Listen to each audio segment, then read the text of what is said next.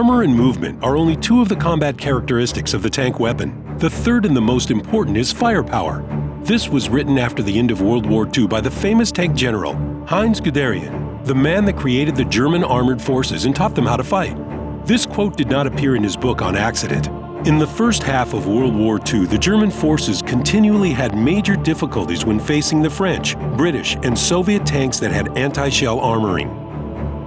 Stopping the attack of the thick-skinned Matildas, Churchills, or KVs was often possible thanks to the use of heavy anti-aircraft guns in an 88mm caliber that were designed to destroy high-altitude targets, or with the help of large-caliber field artillery. It is not a surprise that the German engineers used the 88mm anti-aircraft gun's design as the base for developing the tank cannon used on the Tiger. The further improvement of this gun, a more powerful 88mm cannon with a barrel length of 71 calibers, was then placed on the German tank destroyers Ferdinand and Jagd Panther and the heavy tank the Tiger II. Because it had this armor-penetrating rapid-fire long arm that could hit any Allied tank up to a kilometer away, the Tiger II was a fearsome opponent until the end of the war.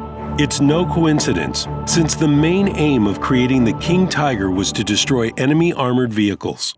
We will evaluate the performance characteristics of the King Tiger compared to the other Tier 8 heavy tanks.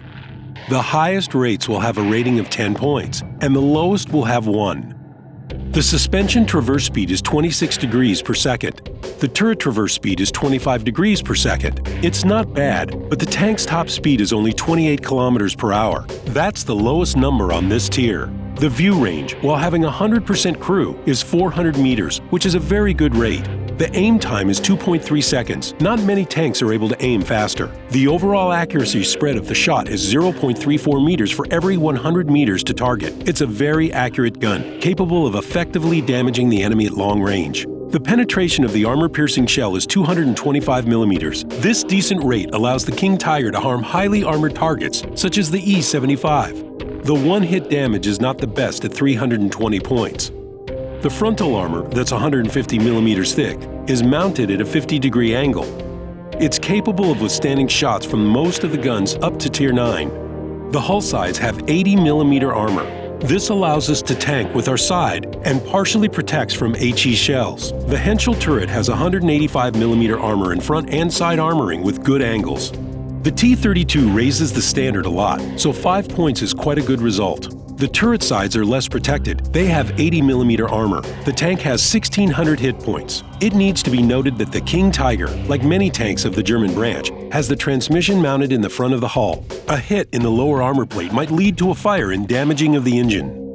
Let's summarize. The King Tiger's strong points are armor penetration, aim time, accuracy, frontal armoring, and a decent number of hit points. The weakest points are mainly the low mobility and a high chance of catching fire. Let's review combat tactics. The Tiger II is best used on city maps. As long as you take any position that covers the vulnerable lower armor plate. This can be a mound, a vehicle, a tank's hull, a keyhole, and so on. The King Tiger is quite effective when shooting from behind a corner if you exit cover at a right angle towards the enemy. In situations where you are at the bottom of the list, it's worth it to stay behind high-tier comrades and use their tanks as cover. In these conditions, you need to aim for the weak points in the enemy vehicle's armor or damage their mobility by blowing their tracks off. If you are at the top of the list, make use of the tank's sturdy armor. Play aggressively. Select an attack direction by yourself, but do not forget to cover your lower armor plate. Open maps may be somewhat difficult because the low mobility of the King Tiger make it an easy target for the enemy artillery. When at the bottom of the list, you should try to make a run for the nearest cover and prepare to meet the opposing light and medium tanks while monitoring their possible avenues of approach.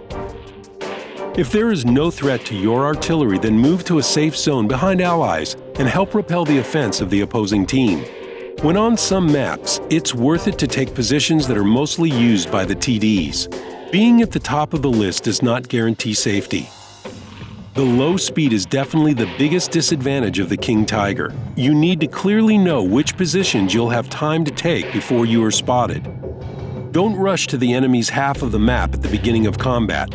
Take advantage of your accurate gun and high view range.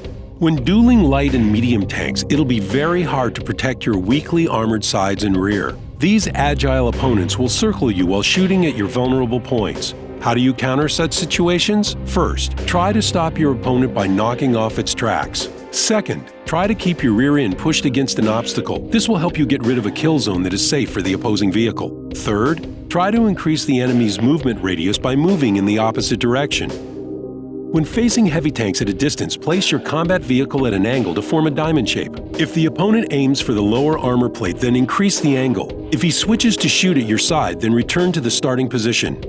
If you are in a clinch, remember that opponents with high gun elevation arc numbers can shoot your glacis plate at an almost 90-degree angle. So even at close distance, try to place your tank in a diamond shape and swing your hull and turret, making it harder to aim for your vulnerable points.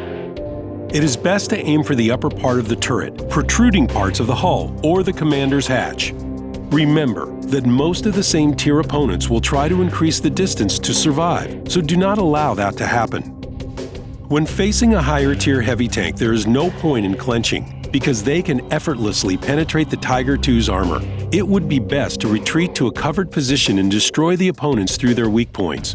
But if you do get into a clinch with a low-level enemy, there is nothing for you to fear except for the shots at the machine gun mount and the commander's hatch.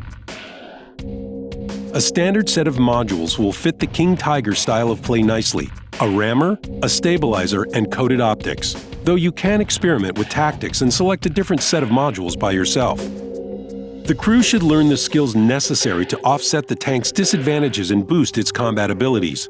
First level repair for the whole crew. Then, the commander takes Sixth Sense, the gunner takes Deadeye, the driver takes preventative maintenance, the radio operator takes situational awareness, and the loader takes safe stowage. It is good to take firefighting as a third skill for the whole crew. Good luck in battle!